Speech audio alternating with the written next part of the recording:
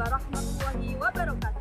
Saya Dwi Fitriawati SPD, mahasiswa PPG dalam jabatan Angkatan 2 Kementerian Agama Republik Indonesia tahun 2023 di Universitas Negeri Makassar melaksanakan PPL Iman Kota Batu. Bismillahirrahmanirrahim. Assalamualaikum warahmatullahi wabarakatuh. Waalaikumsalam warahmatullahi wabarakatuh. Bagaimana kabarnya anak-anak?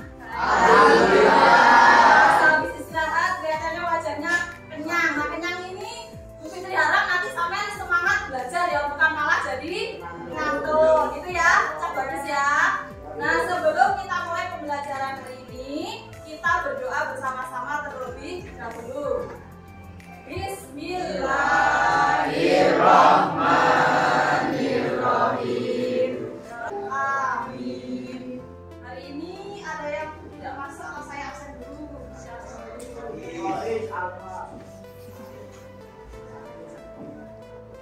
Kemudian ada siapa lagi selain Pak Isa? Mutiara. Mutiara IC, kok sakit ya?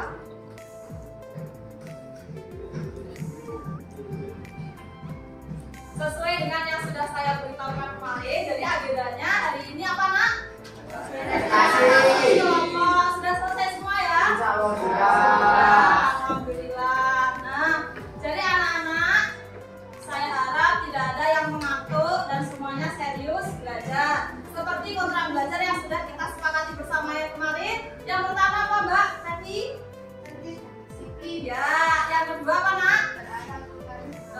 Kemudian yang ketiga apa Mas? Santai, serius, sukses. Tepuk tangan dulu Mas. Kalian ingat dengan kontrak belajar kita sehingga kalian bersungguh-sungguh untuk belajar. Ketika temannya presentasi nanti Bu Fitri harap kalian aktif bertanya ya. Jadi nanti ketika temannya presentasi ke depan, setiap yang presentasi nanti dibuka sesi tanya jawab, dibuka 2 pertanyaan. Jadi saya harap kalian memperhatikan yang presentasi supaya nanti kalian mendapatkan ilmu. Ya kan rugi kalau misalkan udah berangkat sekolah capek-capek, ngantuk-ngantuk gitu ya, ke sekolah belajar tapi pulang tidak membawa apa-apa ya. Jadi silakan diperhatikan yang presentasi supaya nanti ketika di penilaian kalian mendapatkan nilai yang maksimal. Begitu ya nak ya. Assalamualaikum warahmatullahi wabarakatuh. Waalaikumsalam warahmatullahi wabarakatuh. Sebelum saya membuka presentasi, jadi saya membuka pandemi. Gubernur datang mencari aspirasi. Masyarakat kecil inginkan solusi. Sebelum saya memulai presentasi, semoga nanti dapat apresiasi.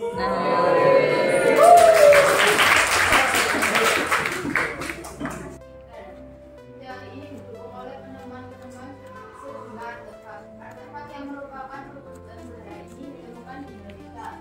Namun ketika diteliti lebih lanjut, ditemukan banyak kesamaan dengan artefak kebudayaan asing. Menurut kalian, teori dari siapa yang paling tepat dan benar dan mengapa demikian? Menurut kami, teori Fadlingek karena teori ini didukung banyak bukti-bukti yang jelas. Contohnya fosil Homo atau Pithecanthropus soloensis dan Wajakensis yang tidak ditemukan di daerah Asia lain. Kantor dipakai Pak Wan. Kelompok 1, ready to be one.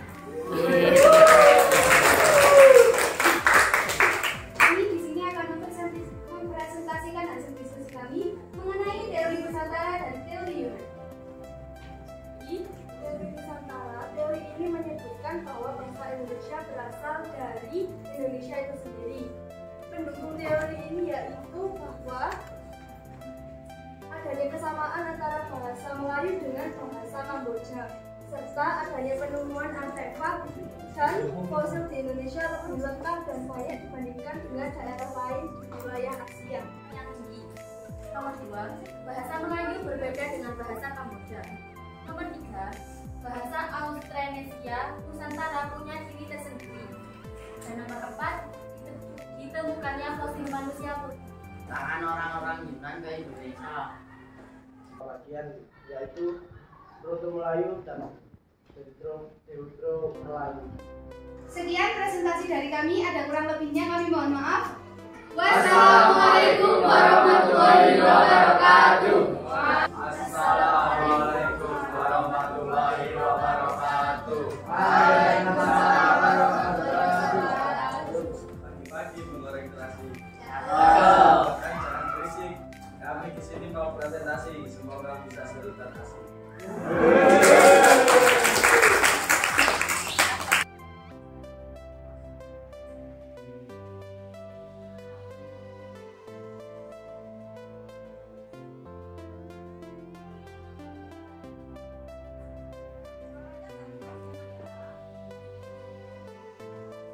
Wilayah Asia Tengah. Apakah ada pertanyaan? Apa yang menjadi alasan orang-orang Afrika pada masa itu melakukan migrasi ke Indonesia? Makan lagi. Orang-orang dari Taiwan sekarang menjadi suku apa saja? Hari Kata Iza, orang-orang dari Taiwan sekarang menjadi suku apa saja? Oke, jawabannya ada di depan.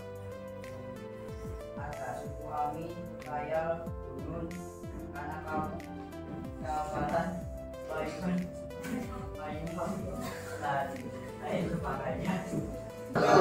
Kota Solo, tempat batik asal sebelum.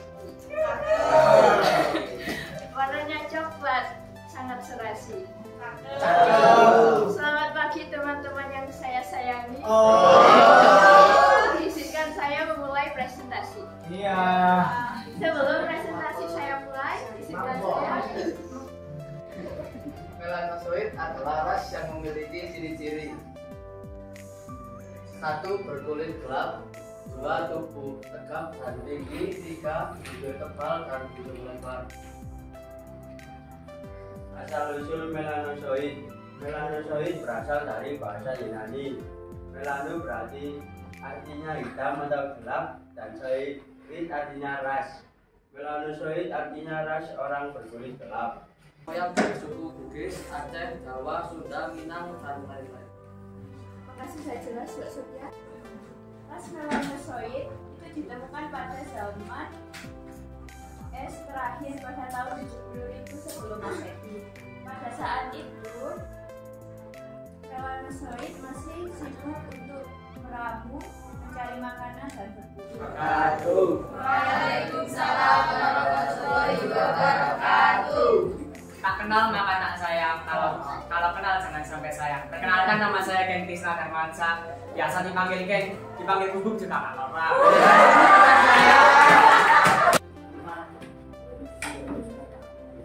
Belum Masehi, penggunaan bahwa kepercayaan Neolitikum, utamanya kapak lontong dan kapak persegi. Proses masuknya bangsa Proto Melayu. Proto Melayu masuk di wilayah Keturunan Proto Melayu. Suku-suku yang termasuk dalam bangsa Proto Melayu meliputi suku Toraja dari Sulawesi Selatan, suku Dayak dari Kalimantan Tengah, suku Sasak dari Pulau Lombok. Menjelaskan kebudayaan yang dibawa oleh Proto Melayu. Bagaimana kedatangan Proto Melayu? Kebudayaan yang dibawa oleh Proto Melayu. Kebudayaan yang dibawa oleh Proto Melayu dari zaman Neolitikum, di mana peralatan yang digunakan. Cina Selatan yang masuk ke wilayah Indochina, kemudian berlanjut ke Semenanjung Malaysia, kemudian memasuki ke dalam wilayah Pulau Sumatera. Jalur timur para pendatang berasal dari kepulauan. Assalamualaikum warahmatullahi wabarakatuh. Assalamualaikum warahmatullahi wabarakatuh. Waalaikumsalam warahmatullahi wabarakatuh. Melayu Muda adalah suku bangsa yang tiba di kepulauan Indonesia pada sekitar 500 sebelum Masehi. Jalur dan persebaran Deutero Melayu adalah bangsa Austronesia yang datang dari Yunan atau Cina Selatan.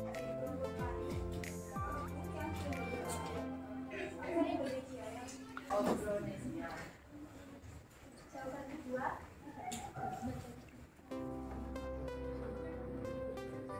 Proto Melayu merupakan nenek dari suku Dayak, Toraja, Batak, dan suku lain di Papua.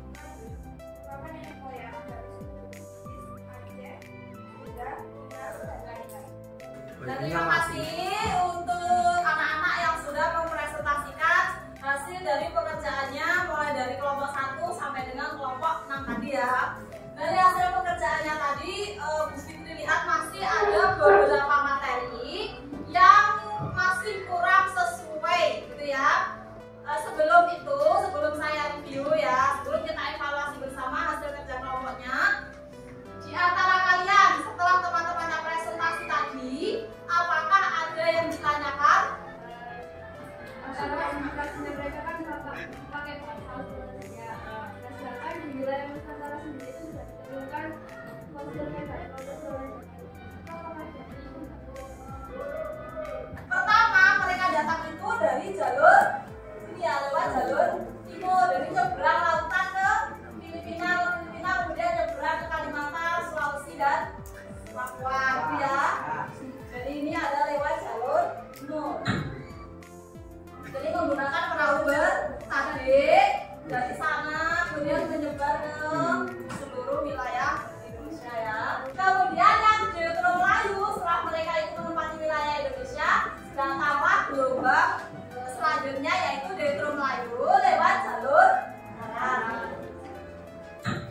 Ya, jadi lewat daratan dulu kan ya, kemudian nanti nyebrang ke. Ya, kita mulai ya, semuanya menjawab ya. Kalau saya masih nggak konsentrasi, saya ulangi lagi ya. Karena setelah ini kita akan melakukan tes sumatif, jadi supaya kalian fokus. Kita main tebak-tebakan bentar ya. Ini lawan kata dari besar. Hitam. Luas. Tinggi. Tinggi.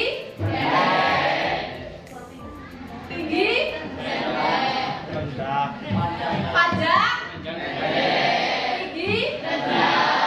Besar, hitam, gelap, terang. Salah. Benar yang konsentrasi di doang, yang lainnya masih mikir. Salah. Yang lainnya kayaknya belum konsentrasi ya. Tepuk 1, Rek. Tepuk 1, tepuk 2, tepuk 3. Tepuk 2, tepuk 1, tepuk 1000. Sudah konsentrasi semua, gak ada yang salah. Di grup sudah saya kirim, silakan dikerjakan secara mandiri ya. Tidak ada yang bertanya, tengok-tengok temannya, waktunya cukup lama. Silakan dikerjakan dengan serius. Nanti kalau sudah selesai, dituliskan namanya ya untuk melihat nilai dan peringkat kalian.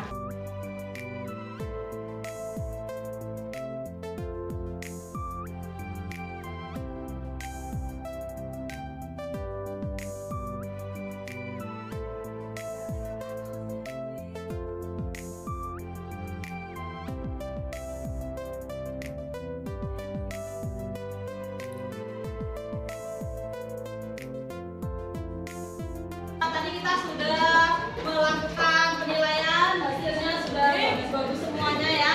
Nah, memang ada beberapa anak yang nilainya di bawah, tetapi itu nanti akan dilakukan pendalaman materi kembali. Apa yang bisa kamu ambil dari pembelajaran sejarah ini? Saya punya tahu kasusnya nenek moyang ke Indonesia itu. Ya, kan jadi tahu proses masuknya nenek moyang bangsa Indonesia. Kemudian yang lain, coba yang cewek, Mbak Akma.